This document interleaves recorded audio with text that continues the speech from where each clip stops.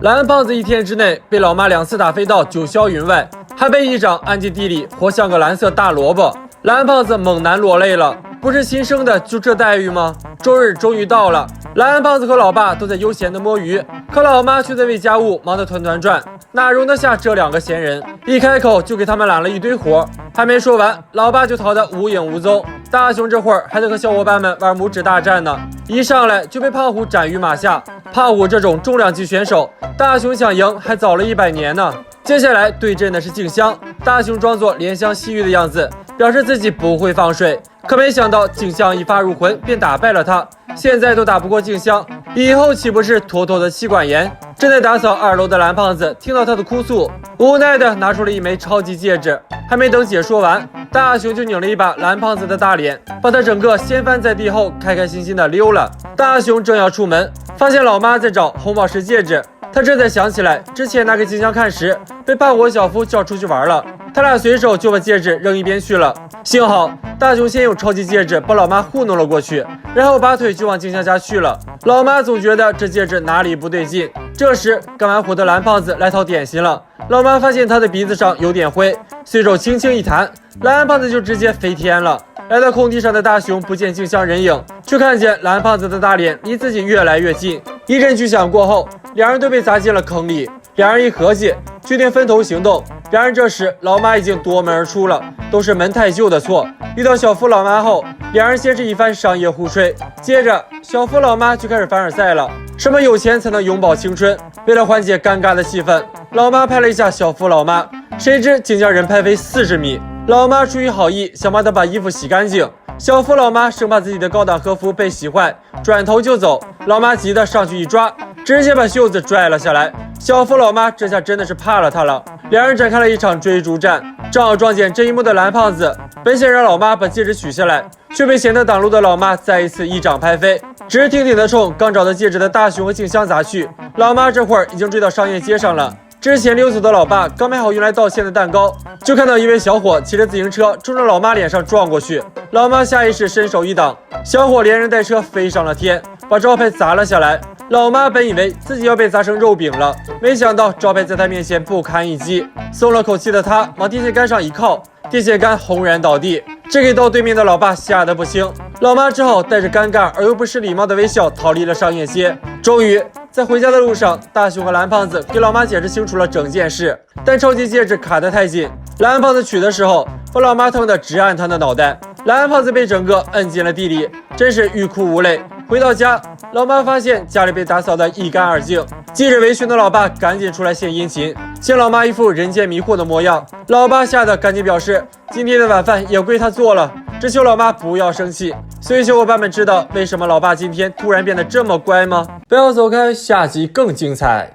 风水轮流转，小夫竟然低声下气的求大雄赏他2块肉吃，甚至还带上爸妈一起来蹭饭。曾经的高富帅怎么就落得寄人篱下了呢？时代在发展，社会在进步，小夫现在拉人入伙一起去野餐，也不光只靠一张嘴皮子了，还拍了视频 vlog 来诱惑大家。大雄看着眼馋，但心里明白得很，你家的车永远没有我的座位。但这次不同，野餐是次要，凡尔赛小夫只是为了炫耀家里新添了辆7座的豪华房车。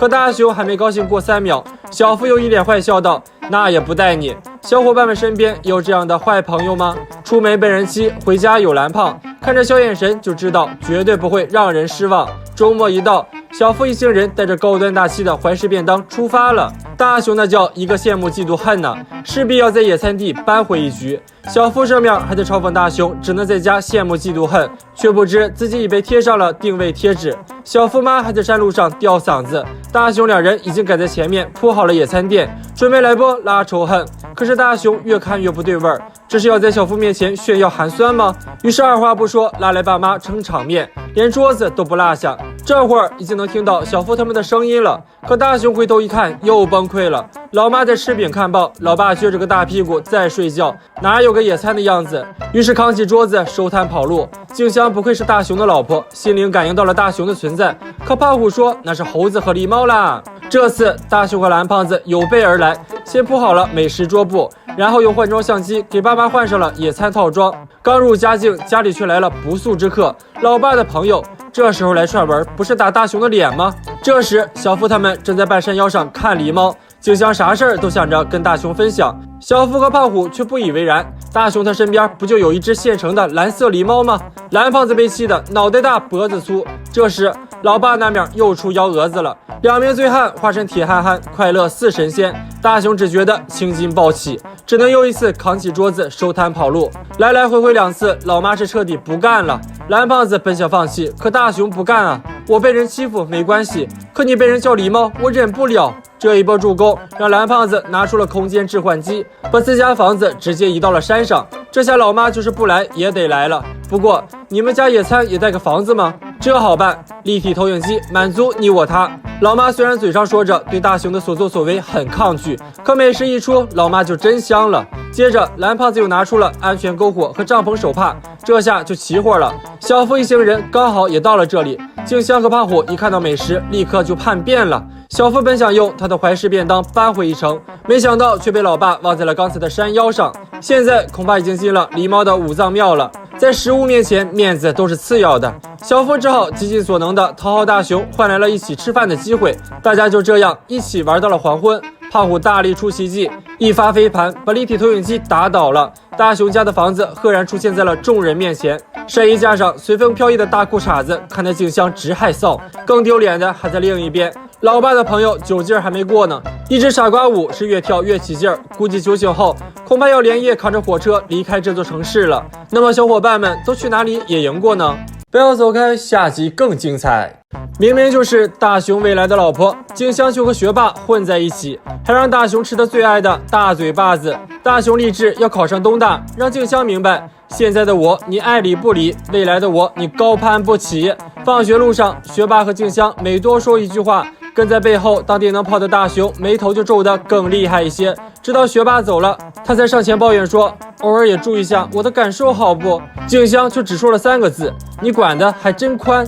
垂头丧气的大雄继续走着，见到带着一个护身符的蓝胖子，无视了他跑了过去，连蓝胖子自己都不知道要去哪儿。突然间，蓝胖子来了个急刹车，在马路边捡到了1元钱，把他交到了警察叔叔手里边。原来这是多功能护身符让蓝胖子这么做的。接来护身符后，大雄根据他的指引回到了家，进门就闻到了一股臭味儿，再一看，竟然是妈妈没断开熨斗的电就出门了。这个败家老妈不是要烧家吧？老妈给了大雄1000元作为封口费，这波真是血赚不亏，反正烧焦的也不是大雄的裤子。大雄决定试一试交通安全功能，毕竟大雄可是平地摔10级选手。大雄想出门却很难走得动路，看来大雄已经倒霉到只有不出门才能保证交通安全了。大雄偏要逆天而行，强行从家里走了出去。走了一会儿，大雄的脚步突然变得轻松了，他还以为护身符放弃了，却被强行东张西望了一番后，举起手走了过去。刚走过路口，大雄又整个人贴墙站着，竟然只是为了躲避从另一条街开过去的车。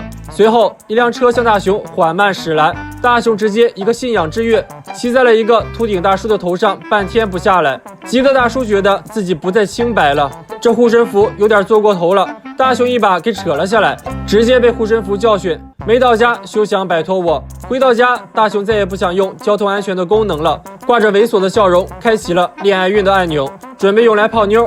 大雄在街上见到静香后，直挺挺栽进了出水沟里，把静香掉进去的钱包捡了出来。静香是高兴了，可大雄整个人脏得像块抹布，自己的钱包还掉了。果然舍不得钱包套不着妹，护身符再一次发挥作用。大雄眼看着自己向静香家的反方向跑去，径直冲进学霸家，把他的作业顺走了。这哪里是借，这就是明抢啊！接着大雄到了静香家，把学霸的作业给了正在为作业脑壳疼的静香。大雄回到家，屁股还没坐热乎，又被护身符拽了出去，跑到卫生间拿了肥皂就跑。一路上，大雄可以说是遭遇了9981难。先是不明缘由就被胖虎小夫打了一顿，又被儿童小三轮压到脚丫子。他捧着脚吱哇乱叫的时候，一下没站稳，踩到路障，一屁股坐在了梆硬的木板上。路过的猛男往木板另一头一坐，直接送了大雄一张飞往静香家的免费机票。